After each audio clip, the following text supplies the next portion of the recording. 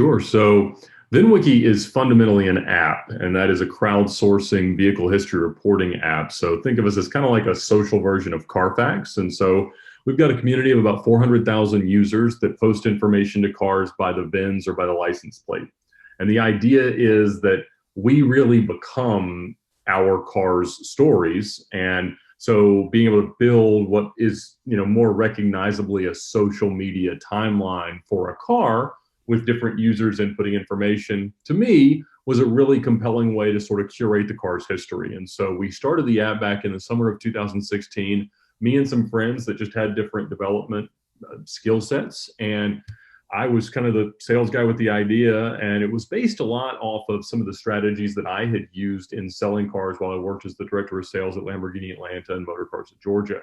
And it's a way that you can kind of craft the narrative of what a car is in a way that can compel a transaction a lot more readily than a Carfax or an auto check or just an online listing might be able to. And so we wanted to build a way for enthusiasts and stakeholders to be able to kind of immortalize the data, the pictures, the ideas, the history of these cars. And after about a year of that, starting in 2016, in the summer of 2017, it had grown and we had users that got it and were very passionate about it, but that was only a few thousand users. And so we were a long way from any kind of critical mass or scale or anything like that. And we needed to do more in terms of marketing. And I recognized that when I had let friends of mine who had big YouTube channels like Rob Ferretti or David Patterson or Tavarish borrow my cars and talk about the app, we picked up a lot of users. And so I knew that you could convert kind of the automotive YouTube audience into app downloaders and app users. And so I decided, well, I think we should probably try to produce some YouTube content. And quite honestly, my idea was I'll get a bunch of friends together, we'll tell some good car stories, and then I'll give that content to one of my friends who has a channel and can get an audience. Because I never thought in my wildest dreams that we ever would build our own audience on YouTube. I knew people who had been doing it for a decade and still, were still building up their audience. I was like, I don't have that kind of attention span. So I said, all right, well, we produced the first 25. Literally, I got some pizza and beer, had some friends out to my warehouse, and we just sat around telling car stories. And a friend of mine from church shot and edited them. And so I put them in a Dropbox folder and sent them to Doug DeMuro, who's a good friend at the time. And at that time, probably had like 300,000 to 400,000 followers, Ferretti and Patterson and all these guys. And they all said no. And I was like, what do you mean? I'm giving you fully produced content. Why would you not want to put it on your channel? I'm not even asking you for money. Like, just have it and let people see it. And they just weren't into it. I mean, the problem with YouTube is that even though they're called YouTube channels, they're really YouTube shows. And if you have a lot of different types of content or styles of content, it can very much disrupt the way that the algorithm treats your videos. And they were all probably justifiably concerned that if they started releasing this type of content and still did their regular content, that it might not necessarily maintain the momentum that they wanted. And so I just started releasing them on my channel. And I thought, all right, if these 25 collectively get 50,000 views, like 2,000 views a video, that'd be great. And they got 800,000 views. And so we just kept doing it. But immediately, my friend from church who had been shooting and editing the first bit of them was like, hey, this is about to become somebody's full-time job and it ain't gonna be mine. And so he kind of left and sort of hung me out to dry, which I don't blame him, because he was right that it was going to become someone's thankless and unprofitable job very quickly, and it happened to become mine. And so, whenever you're looking at building up a YouTube idea or a show concept or a podcast or anything like that, it's always best if there are sort of multiple types of wins. And so certainly it was not making a meaningful amount of money early on. We were developing a following, a subscriber base. We were getting views, and we had videos that were being successful, but it was immediately translating to great growth in our app. And it was the most successful advertising, obviously, that we'd ever done. And so it behooved me as an equity holder in the app company to keep doing this long before it made sense in terms of like income replacement or a job or anything like that. So critically, I did it in 2006, which was in the economic lending climate that precipitated the downturn around 2008. And so you could, as a broke college student, get a stated income exotic car loan based on the anticipated income that you might get from renting it out. And so I was able to get a loan for a Lamborghini Gallardo. At the time, I had a B5 Audi S4, and I was able to sell that, I think I sold it for 18 grand as a down payment and finance the rest. And literally didn't have enough left over to make the first payment. So I had to begin renting it immediately. Obviously, that was the plan all along. And I had seen Noah and eventually Ferretti start Gotham Dream Cars. I'd helped them actually find their Gallardo, which was their second car. They had a 360 mode in the first. And I had sort of seen the way that worked. And at the time, an exotic car rental model was still pretty novel. Gotham had started in 04. I started in 06. There was Budget Rental Car out in LA that had a couple of exotic cars, and there were a couple in Miami that would have like a Viper or something like that. But the idea of really renting Ferraris and Lamborghinis was still pretty new. And so, Atlanta was certainly a sufficient market for it. It wasn't as vibrant and thriving as Miami or New York or Las Vegas or LA, but it did the job. And so a few months later, let's say I got that car in July or August, and then I got the 360 in December, January, and added a 360 Spider not long after that, and then a 612. And so just kind of built up the fleet and ran it out of my dorm room, stored the cars at a local automotive kind of detail and stereo shop that was down the street from Georgia Tech. And, it was one of those things that I learned a lot. I took crazy risks that were probably ill-advised, but I figured the best time to go broke is when you already are. And, when everybody else doesn't have any net worth, it didn't matter if you were bankrupt. And now, fortunately, I was always able to make the payments and continue to build it up, and, got a lot of good stories out of it, built up just rock star car credit, which was super, super valuable as I transitioned into my next role, which was selling cars.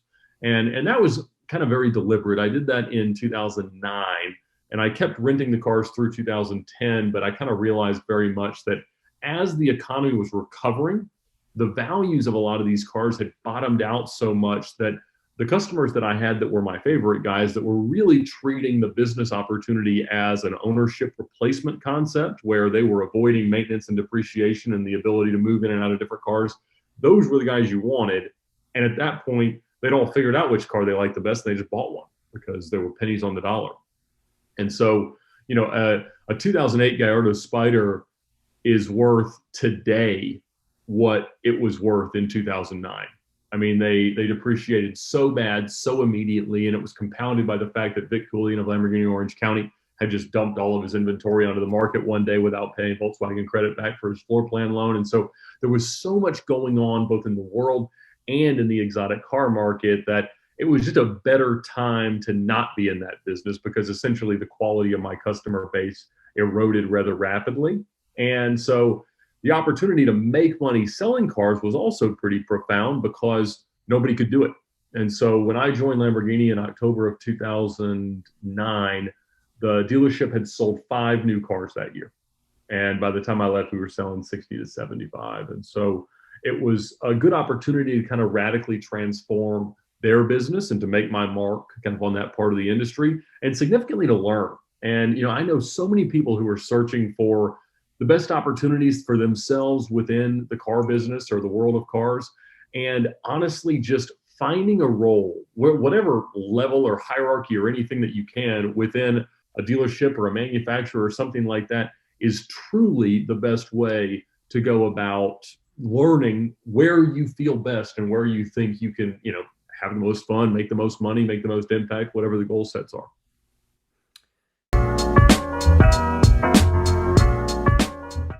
It's kind of a really interesting multivariable equation because obviously you have to have the right car, the right route, the right team, the right preparation, the right suite of countermeasures. So we had 3 radar detectors, 2 laser jammers, a police scanner, a CB radio, an ambulance traffic light changer, multiple GPSs and phones and tablets and, all the things that we could possibly think of and afford. And I was still on a very much a shoestring budget. I was 28 years old when I did it, still running the rental car company, kind of just having transitioned into the dealership.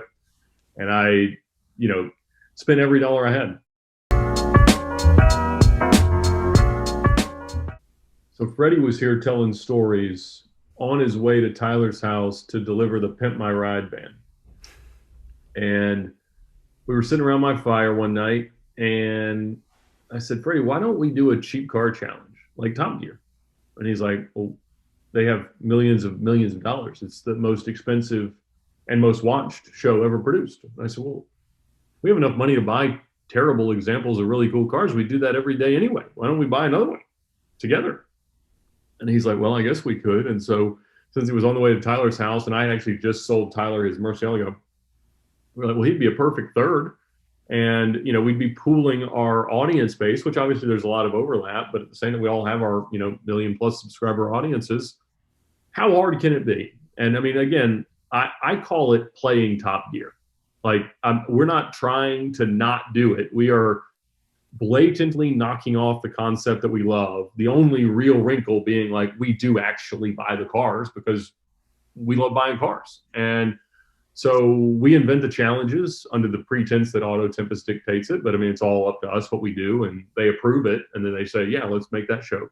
And it's, we've now done 4. We're getting ready to go shoot 5 next month. And it is as much fun as you can have.